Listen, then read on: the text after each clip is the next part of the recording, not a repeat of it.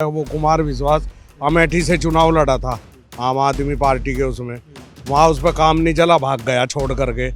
आपने कौन से झंडे गाड़ दिए भाई समाज सेवा के लिए या देश के लिए? आपने क्या कर दिया ऐसा? गवर्नमेंट की जो पॉलिसी नीति जो आजकल चल रही है कि किसी को भी वो बख्शती नहीं है। कभी आप केजरीवाल के साथ हो जाते हैं, कभी आप केजरीवाल को गालियां देने लगते हैं, कभी कुछ करते हैं। नमस्कार, मैं हूं नवदीप शर्मा और आज हम बात करने जा रहे हैं उस मुद्दे पे जिसमें लोगों में एक खलबली मचा दी। वामपंथी कुपड़ है और तुम अनपढ़ हो।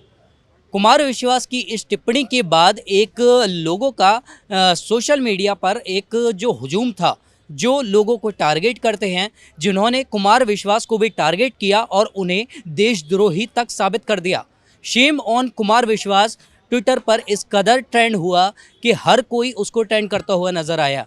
तो सवाल यही है कि आप जब एक टिप्पणी मात्र से किसी को देशद्रोही कैसे साबित कर सकते हैं? क्या है इस पर जनता की राय? हम सीधे जानने पहुंच गए। मैं आपकी राय जानना चाहूँगा। अभी एक कुमार विश्वास के एक बयान ने जिसमें उन्होंने कहा कि वामपंथी कुपड़ हैं और तुम अनपढ़ हो, आरएसएस को एक संज्ञा दी और उसके बाद लोगों ने उनको देशद्रोही जैसा एक संज्ञा दे दी। तो क्या एक किसी के ऊपर एक टिप्पणी करने मात्र से कोई देशद्रोही हो जाएगा? उसकी जो एक बरसों साल की एक इमेज थी उसको आप धड़ाम कर देते हैं, धराशाही कर देते हैं।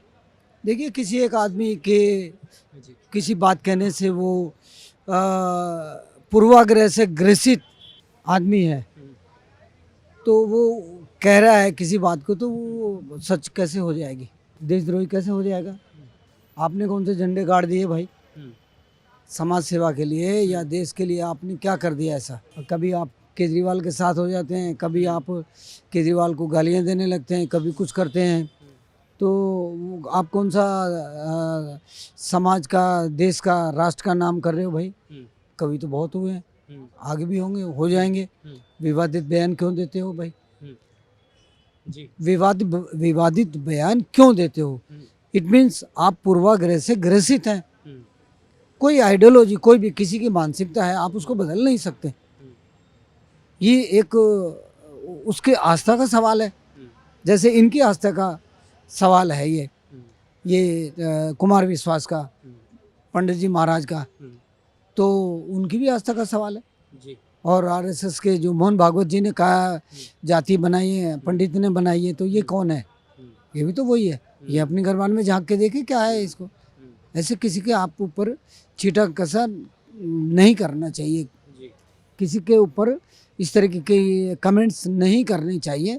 आप किसी का आदर नहीं कर सकते, तो किसी की मान हानि भी आपको नहीं करनी चाहिए। जी।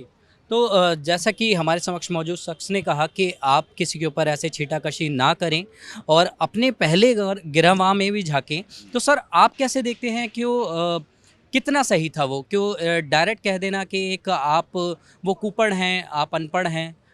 कहीं आपने, हालांकि उस पर माफ़ीनामा उन्होंने उसके बाद में दिया, बातें भी बनाई, लेकिन कहीं ना कहीं वो एक छीटाकशी, सही शब्द यही होगा, आपने कर दी, उसके गिरेबान गंदा कर दिया। आप इसे कैसे देखते हैं? नहीं, देखिए ऐसा है कि मतलब कि ये एक लोकतंत्र देश है, ये डेमोक्रेसी कंट्री है। इसमें हर आदमी अपने विचार रख सकता है, बशर्ते कि वो विचार जो है किसी को हार्मफुल ना हो या किसी को हानि या ठेस ना पहुंचाए। और आजकल तो ट्रेंड कुछ और बदल गया है। इस सरकार का, गवर्नमेंट का इतना रवैया ख़राब हो चुका है कि हम इसको आज एक हिटलर साहिब को हम इसका संबोधित कर सके तो कोई अतिशयोक्ति नहीं होगी, क्योंकि सुप्रीम कोर्ट ने यहाँ तक बोल दिया है कि भाई ये विचारों की लड़ाई है, ये लोकतंत्र देश है, लोकतंत्र कंट्री है, इसमें हर आदमी अपने विचार रख सकता है, अपने विचार दे सकता है। अगर हम कोई अपने विचार देते हैं और आप मेरे विचार से सहमत नहीं हैं, तो इसका मतलब ये नहीं है कि मेरी नज़र में आप गंदे हैं या गलत आदमी हैं।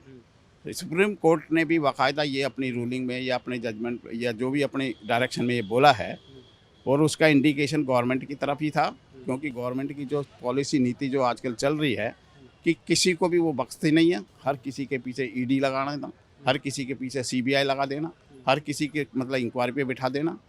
तो मतलब कि अगर उनकी बात में बात अगर कोई बोलता है तो वो उसके लिए सही है, अगर उसकी बात में बात नहीं बोलता है, वो उसकी विचारों से असहमत है, मतलब उसकी बातों से सहमत नहीं है, तो वो देशद्रोही उसको करार दिया जाता है।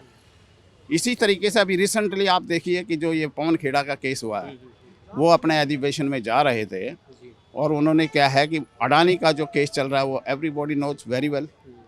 इस मुल्क का हर आदमी उसका जो मामला फंडा चल रहा है वो सब जानता है।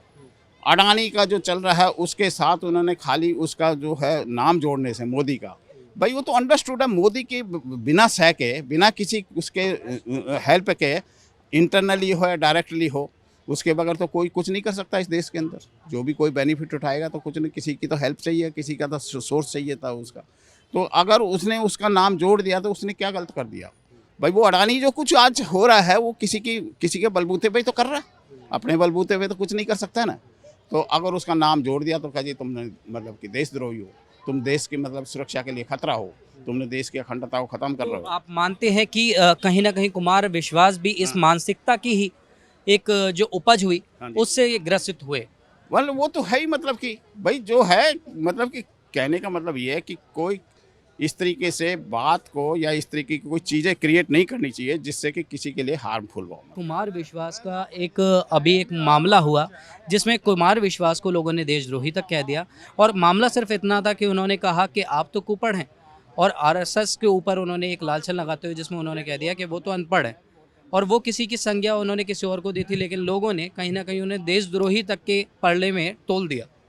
भाई देखो, सबसे बड़ी बात तो यह है कि मैं उसके बारे में डिटेल नहीं जानता हूँ, लेकिन इतना ज़रूर मैं कह सकता हूँ वो कुमार विश्वास अमेठी से चुनाव लड़ा था आम आदमी पार्टी के, उसमें वहाँ उस पर काम नहीं चला, भाग गया छोड़ करके। और उसके बाद जो है ना वो राजनीति के काबिल है ना वो किसी के काबिल है, ब्राह्मण आदमी है, मांगने खाने का काम कर रहा, अब कथा करता फिर रहा, यही उसका काम है। ये लोग तो जन्मजात हरामी होते हैं भाई, अनपढ़ भी होते हैं, अनपढ़ जो है पढ़ लिखों का चूतिया बना लेते हैं। इस देश में जो मेहनत से पढ़ता है ना, साइंस पढ़ता है और इंजीनियर बनता है, वो निर्माण करता है, वो जो है जो कम पढ़ा लिखा होता है, एमबीए करने वाला, कॉमर्स वो उनके नीचे रहता है, और जो उससे भी कम पढ़ा हुआ है आरट पारट वो आईएएस बन जाता है, वो एमबीए वाला भी इंजीनियर भी वो उसके नीचे काम करता है। तो आईएएस को आप कम पढ़ा लिखा कह रहे हैं? कम पढ़े लिखे ही होते हैं वो, उन्हें इतनी नॉलेज कहाँ होती है? कीजिएगा, लेकिन मैं आपकी समझ के लिए बता दूं, चाकरी तो करने वाले हैं जी, वो। आपकी समझ के लिए हाँ, बता दूं, बताइए, आईएएस हमारे देश की सबसे बड़ी जॉब में से एक मानी जाती है। आपके लिए बड़ी होगी ना जी, जो काम ढंग का करे वो बड़ा होता है। अच्छा, उनके बस का काम नहीं करना, आईएएस काम ढंग का नहीं करते, वो गुलामी करते हैं। नेता अनपढ़ 10वीं फैल उसके नीचे काम करते हैं वे। अच्छा, और जो बिल्कुल ही ठप होता है वे संत महात्मा बन जाते हैं। वो नेता भी उसके नीचे काम करता है, आईएएस भी उसके नीचे काम करता है, एमबीए वाला भी उसके नीचे काम करता है, और वो निर्माण करता है, इंजीनियर पढ़ा लिखा वो भी उसके नीचे काम करता है। इसलिए कुमार विश्वास तो कहीं टिकता नहीं, ब्राह्मणों का तो हाल ही ऐसा है। तो जैसा कि आपने देखा, ये आरएसएस के लिए जो टिप्पणी की थी, मुझे तो लगता है कि ये कहीं ना कहीं लोगों पे भी साबित हो जाती है कि उन्होंने तो एक हास्य में या शायद लोगों के एक टारगेट करते हुए कहा था कि आप तो कुपड़ हैं, वो अनपढ़ है। पर कुछ लोग ऐसे भी हैं जो इस मानसिकता से ग्रसित हैं और शायद अनपढ़ों से भी नीचे हो जाते हैं। आपकी क्या है इस पर राय, हमें कमेंट कर ज़रूर बताएं। कैमरामैन अनिकेत के साथ नवदीप शर्मा की रिपोर्ट, दिल्ली।